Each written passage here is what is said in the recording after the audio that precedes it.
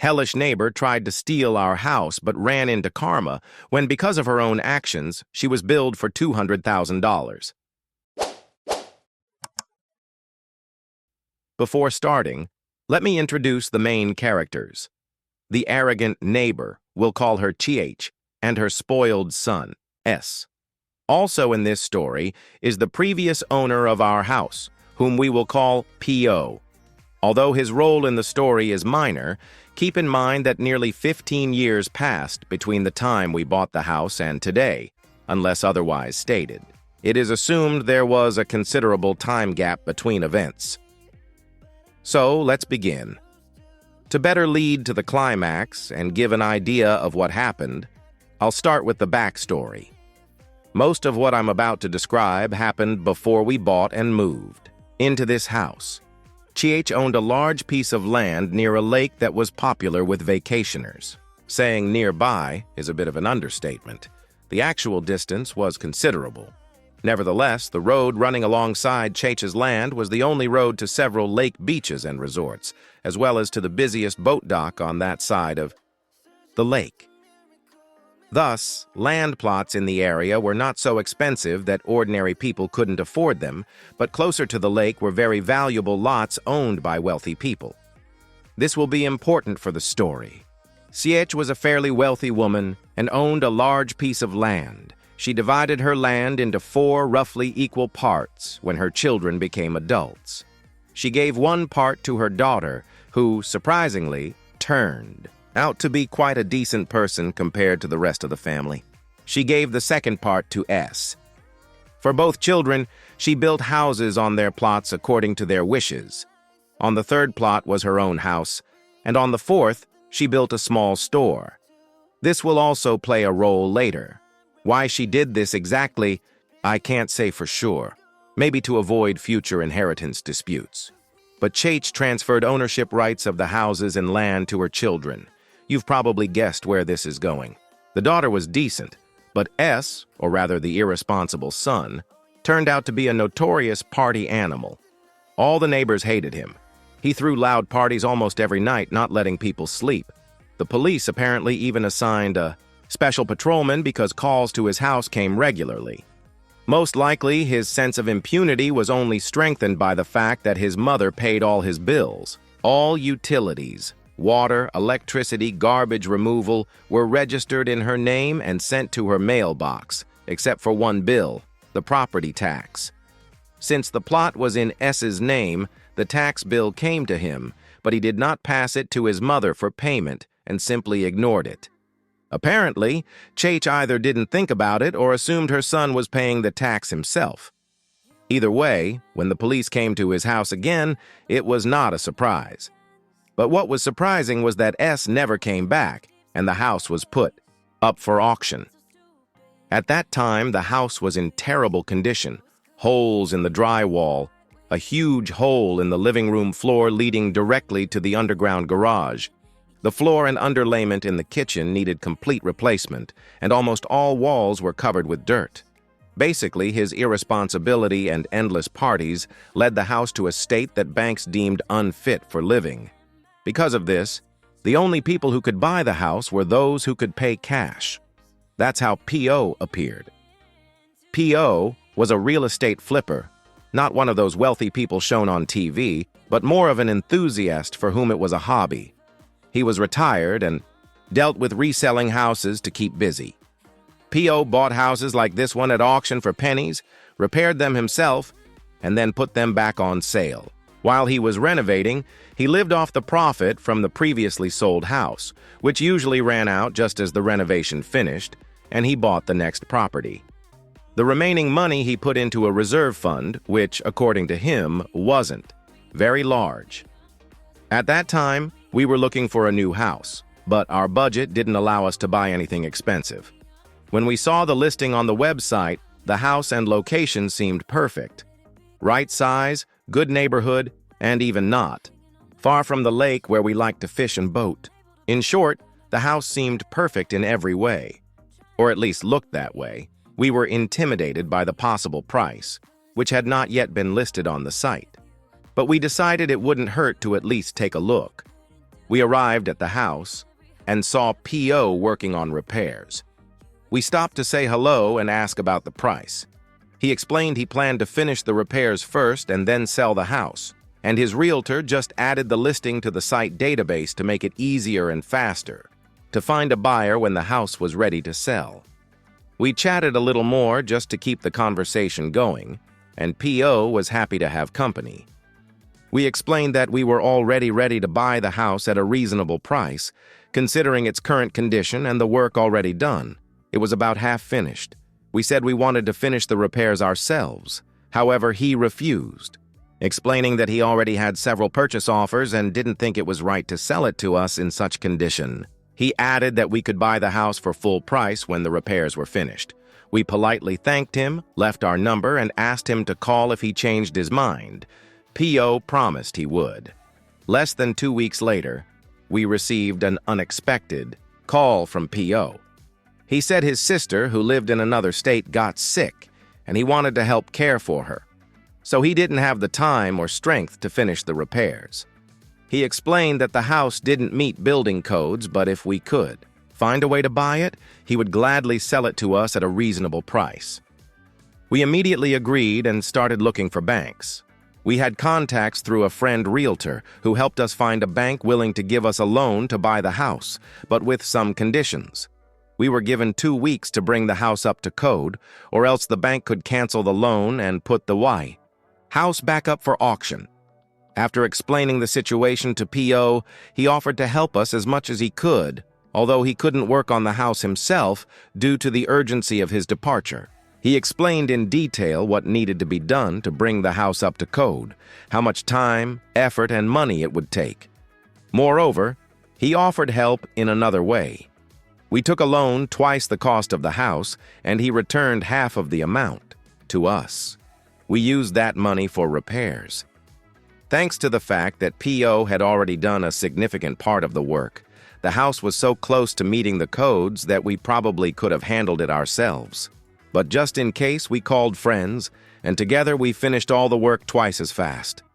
After bringing the house up to code, there was still a lot of work left. Replacing floors and underlayment, new wiring, patching holes in the walls, replacing old, ugly, and literally decaying wallpaper glued right to the drywall. You get the idea. We put a huge amount of effort into this house. Finally, it was time to move into our dream house. The house still needed some finishing touches, which we planned to do later. But it was finally moving day.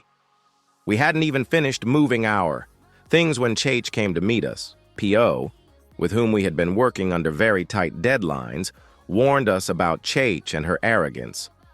At first, Chach behaved very nicely, and we didn't understand why P.O. had warned us so much. But then this happened. At the end of our conversation, she said with a smile and sympathy that the house actually belonged to her and that we had 30 days to move out. She said she felt sorry for us because we were so harshly deceived. But this was her house, and P.O. had no right to sell it to us. We had heard stories about various real estate scams, so you can imagine our horror when she said that. We were shocked that we had invested so much time, effort, and money into our dream house, and now we might lose it because we were victims of fraud. We thanked her for clarifying the situation and her kindness, and said we would contact the bank and P.O. to sort everything out. That's exactly what we did. We contacted the bank, which confirmed that P.O. was the legal owner of the house. We talked to the realtor, who also confirmed this. We contacted P.O., who explained that C.H. had repeatedly accused him of stealing the house after he bought it at auction and that she constantly bothered him about this house. Everyone we talked to told the same story. We even went to court and confirmed that our name was on the ownership documents. During the process, we learned the backstory of the house and C.H. from several neighbors. Soon, C.H. came to us again and asked when we were going to move out. We explained that this would never happen because we were the legal owners of the property, and it was not our fault that S lost the house. We expressed regret and said we understood how hard it must have been for her to lose family property due to her son's negligence, but it was not our fault, and we were not going to give her the house we had bought with our hard-earned money and worked so hard to fix. Then Cheech, realizing we knew the situation, decided to tell a long, tearful story about how the house had belonged to her family for generations, how she couldn't come to terms with its loss, and how P.O. had stolen it from them in the chaos connected to their son's arrest. We asked why they hadn't tried to buy the house at auction, considering we bought it from P.O. for only $50,000. P.O. even made a small profit selling it to us at $60,000, and even though the house was in bad condition, it was still worth much more. CH then began to threaten us, saying she would take us to court for illegal possession. We told her that the court had already decided in our favor. She then called the police several times, claiming that we were trespassing on her property. Police came and investigated, but after checking documents, they left without further action. One day, while we were away, CH decided to take revenge. She called a company to cut off our electricity, claiming we had no right to use it. She also blocked the driveway with her car, trying to prevent us from leaving the house. This only made us more determined to fight. We documented everything, recorded all her aggressive behavior, and presented it to the court. Soon, the court fined her heavily for harassment and illegal interference with our property. The final twist. During the investigation, it was discovered that Chich had not paid property taxes on her land for several years. Due to her negligence, the tax office imposed a penalty of over $200,000, which she had to pay immediately. This was a huge blow to her financially and emotionally. The story ends with us living peacefully in our house, having learned a lot about real estate, people, and karma. And, well, she keeps yelling at her empty lot, wondering where her stolen house went. The response was mostly just minor, insignificant things that no one really paid attention to. I will only say that even if all the rumors about us were true, one could tell far worse stories about other residents of our neighborhood. Therefore, most people simply ignored those rumors. But people tried to stay away from us, understanding that there was clear hostility towards us, and no one wanted to quarrel with her out of fear of being banned from her store. In the end, people just avoided us and didn't bother us. After a few years, SS finally got out of prison. He had nowhere to go, so Che allowed him to come back. She didn't want him living with his mom and rented him an apartment above her store, strictly forbidding him to throw any parties there. However, the tenant did not pay rent. The only thing required from him was to work in the store when Che was busy, which didn't happen very often, but even life didn't teach him anything. Working at the cashier, he often scanned items twice and pocketed the difference. We noticed this several times and came for a refund. Each time, we were told that supposedly the cash register had gone crazy. After we noticed the pattern, we told Che, explaining that her son was probably cheating customers and putting extra money in his pocket. Judging by her arrogance, Che was hardly capable of anything so blatantly illegal. We loved her store and didn't want anything to happen to it.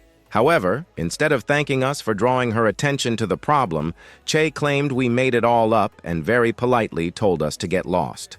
We gladly complied with her request. We also shared this information with some neighbors, hoping that at least they would start paying attention to us instead of ignoring us. Years passed, all because of Che. But we were finally able to make friends, bring Christmas treats to the neighbors every year.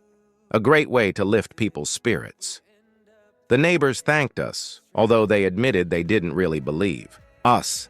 However, the rumors quickly spread around the neighborhood. Soon, Mr. Peacemaker appeared again. He came to our yard again, but this time he was much friendlier. He mostly ignored the rumors about us, knowing that most of them were false. By then, we had talked with him several times, not about serious issues, but more casually and friendly. Sometimes he would come by for a beer and just discuss what was happening in the neighborhood, asking for our opinions on some things. He did this with everyone, trying to talk to each resident at least once a year to stay informed and keep order. He didn't like the fact that the police were constantly present in our neighborhood, so he decided he would do their job instead. It was much better that way, so there would be no need for law enforcement officers for everyone, including us. People liked this system. Thanks to Mr. Peacemaker's work, it was safe to let kids go to the lake even through the less safe parts of the neighborhood. However, despite his friendliness, he really didn't like that we allegedly spread slander about our neighbors, especially about their store. He explained that he had already talked to Che and her family, and they assured him it was just a misunderstanding related to cash register errors. He stressed that if we didn't want trouble, we should immediately stop spreading such rumors. We wanted to show him the evidence, but realized he was unlikely to believe it. He really liked Che, and he would probably take her side, not ours, since they blamed everything on a cash register error. We had practically no chance to convince him otherwise.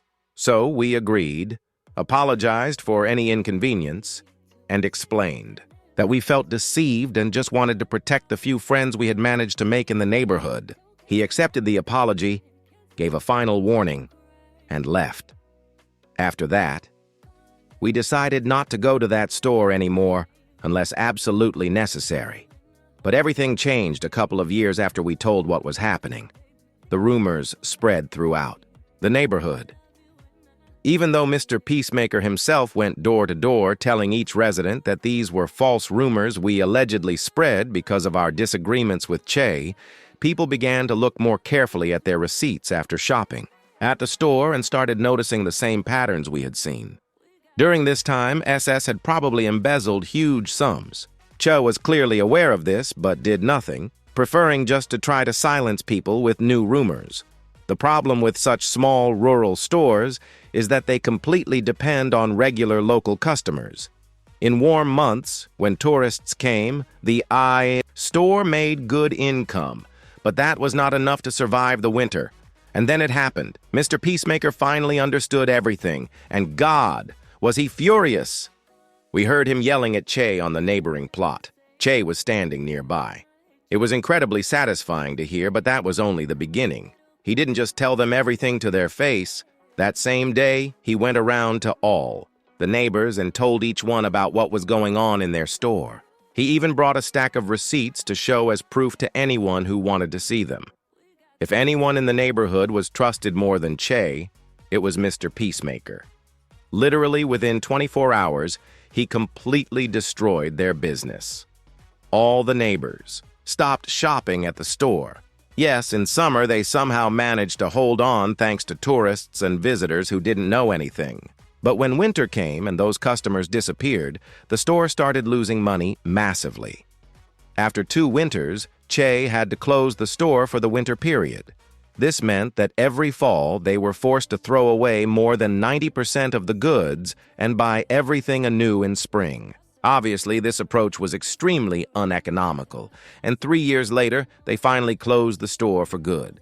That was when their reputation in the neighborhood began to rapidly decline. Thanks to this, people started respecting us more, and we were finally able to make friendly relationships without huge effort. People stopped avoiding us and treating us like outcasts. But that was only the beginning of Che's downfall. Unfortunately, to get to the climax of the story, I need to tell a bit more backstory. Che had one peculiarity. She was incredibly nosy. We couldn't even leave the house without her watching our every step through the window or finding an excuse to go outside, to walk the dog, gather leaves, weed the garden, or something else. You could be sure that if we were in our yard, she would definitely be outside too. Of course, we had nothing to hide, but considering our relationship with her was far from friendly, we didn't like being constantly watched. We planned to install a small pool and a heated plunge pool in the backyard, and naturally didn't want to be seen while relaxing in swimsuits. So we decided to put up a privacy fence. Trying to be polite neighbors, we informed her of our plans, to which she strongly objected. We explained that we would install the fence anyway to protect our privacy from prying eyes. Since we still had to live next to her, we suggested discussing the details of the fence, the color, shape, and so on. We wanted to make sure she wouldn't have to look every day at something that, in her opinion, could spoil her view, considering that watching in our direction was her favorite pastime. Honestly, we still try to be as good neighbors as possible, despite all the negativity she caused us. To avoid disputes over the property boundaries, we decided to install the fence within our own lot, leaving a 30-centimeter gap from the boundary along the entire line to prevent any claims. By the way, this was even before SS was released from prison. We went to court and submitted copies of the land documents, as well as a map with the boundaries of our lot. We were shocked to find out that about a third of our lot had been claimed by her.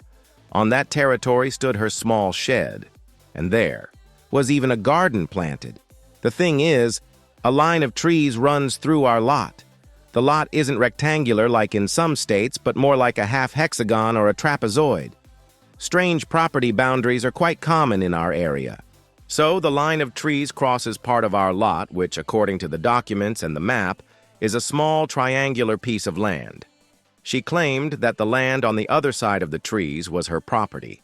When we brought this up to her, she literally freaked out, calling us liars, thieves, and a bunch of other unpleasant names. We didn't worry too much about this piece of land because we had lived here for many years thinking it really belonged to her. So to make things easier for everyone, we offered to buy that piece of land from her or even exchange it for part of her land. She had a piece adjacent to ours that was very inconvenient for her to maintain. If we expanded our territory slightly at her expense, it would make it easier to take care of and, of course, give us more space for our needs. She categorically refused, saying she would never pay for what already belonged to her and wouldn't even think about giving us her land for free, especially after, according to her, we had already stolen that territory. Since then, a long-standing dispute about the property boundaries started between us. Now, about the place where we live. As I mentioned, it's a rural area with many strange property boundaries. Land boundaries here are often not easy to determine. Many deeds were drawn up hundreds of years ago, and instead of indicating X meters in direction Y, they used temporary landmarks like from the big oak tree to the big rock near the creek. Many of these landmarks can refer to several objects or have disappeared over the past 100 years. So saying there are many land boundary disputes in our area is an understatement. This, combined with the fact that even a small piece of land under certain circumstances can be worth a huge amount of money, forced our state to introduce strict laws and regulations governing land disputes, surveyors' work, and so on. By the way, just a few years ago, one landowner won a dispute against a large corporation over a plot of only 400 square meters, which earned the man more than $1 million. Returning to the topic, despite all this, our boundaries were quite clearly defined since she herself set them relatively recently. However, this does not change the fact that laws in this area are extremely strict, especially regarding surveyors' work. Of course, a surveyor can easily be bribed by a large corporation to avoid losing millions of dollars over a tiny plot of land, as in the example mentioned. So how to balance the situation? Very simple. Make it so that the surveyor risks everything if he lies, and the one who bribed or blackmailed him also faces serious consequences. Our state laws state that if a surveyor provides incorrect data, even by his own mistake, even with deviations of just a few dozen centimeters, he faces not only a hefty fine, but also a lifetime loss of license. After that, he can never work as a surveyor in our state again. A little background for those who may not know. Most insurance companies do not cover damage if your property causes damage to other people. Usually, it's your responsibility, even if someone is on a public area, like a road, and your property causes damage. For example, a tree falls on a car during a strong storm, and you could have cut it down beforehand. You bear full responsibility for the damage caused. At least, that's how it works where I live. So when we received a bill from the insurance company because an unknown rich guy's sports car was damaged, we called them and politely explained that the fallen tree was not on our property. They asked a few questions and said they would investigate and get back to us. About a week later, we received another letter from the insurance company, including a land deed and a map with the plot boundaries where the tree causing the damage was circled in red. According to the documents, it was clearly on our property. The letter demanded full payment within 30 days of the first notice, or they would sue us. At that point, we had about 2 weeks left.